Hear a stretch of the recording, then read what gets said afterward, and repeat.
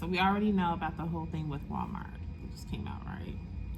How they're removing anything pertaining to the DEI, and how they're choosing to remove any components that were put in place to represent any underrepresented groups, such as any businesses that have products that were created under a woman-owned group, as an example, or any items that were created under a minority-owned group, like such as an African American group, as an example, or if there are any products or items that were created under individuals who fit into the LGBTQ group. So the point I'm trying to drive home here is that those groups that are often underrepresented, apparently the big push is to remove that covering within that store, so those groups are no longer out there when it comes to their business. When I say their business, meaning Walmart's business. The reality of it all, let's talk about the component when it's more so aligned with minorities. Most people automatically think by default, African Americans, like, oh my gosh, this is really gonna hit them hard. They fail to realize a lot of us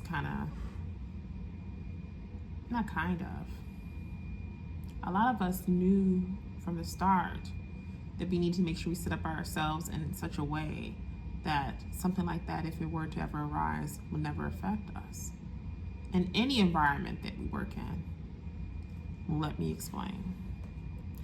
A lot of us come from home environments where education was something that was encouraged, but it was up to you on what move you're going to make next.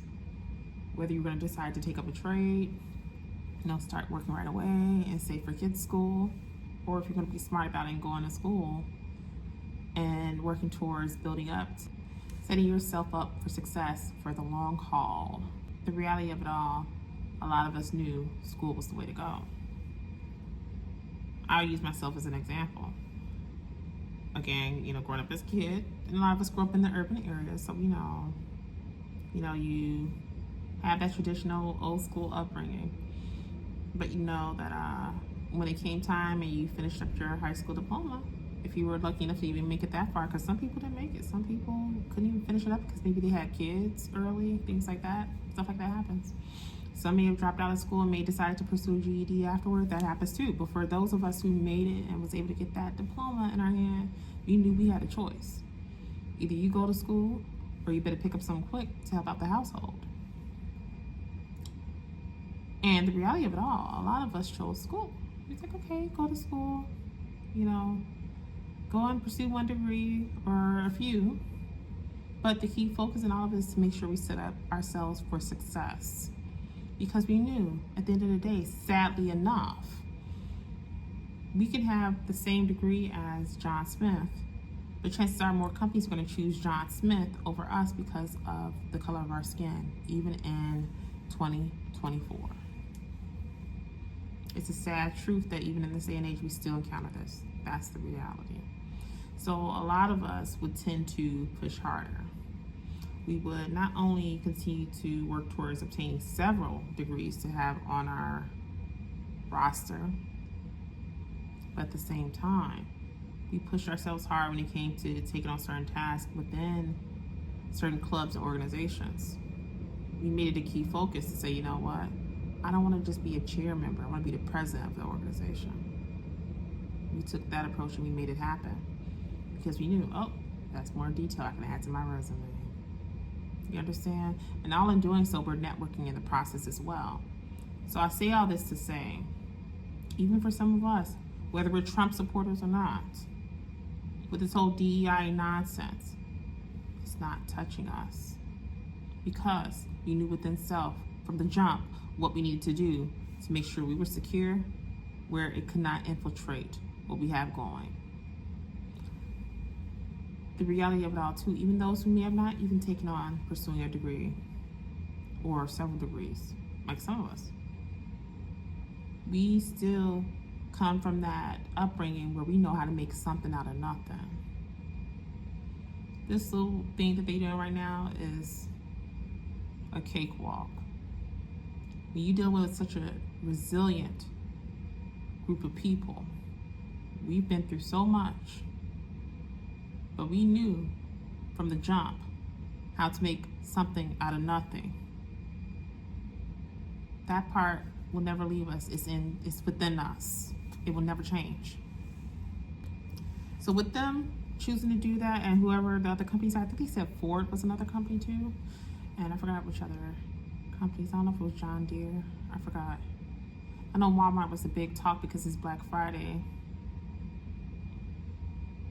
They are really gonna be in for a rude awakening, because now you're talking about the black dollar choosing to shift gears and go somewhere else.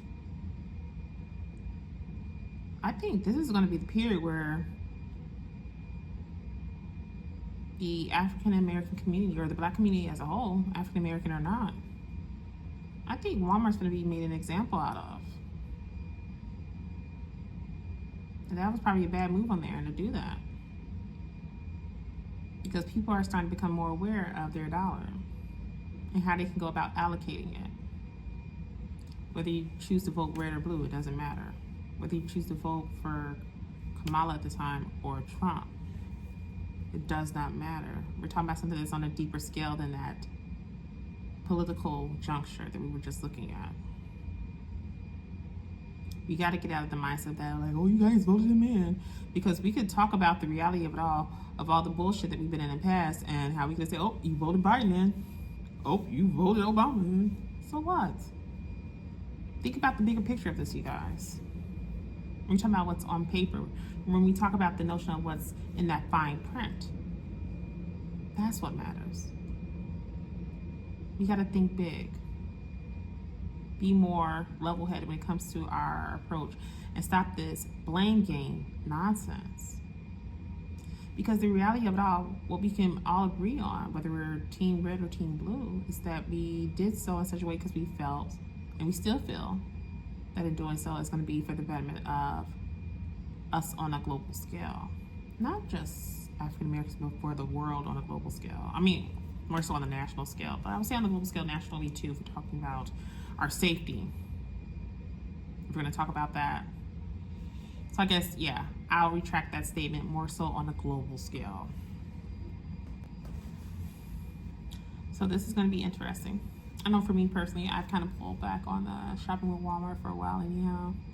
I just didn't feel like their stuff doesn't really wow me too much anymore. I mean, really, what does? I love me some downtown stores, downtown Chicago stores. You're talking about Macy's and all that, Sephora, those type of things. But I love me some online shopping. I know I'm not the only one. I'm gonna tell you, like, you think about TikTok shop. Oh my goodness, TikTok, y'all are really giving a lot of these stores a run for their money. With the stuff you be advertised on here is crazy.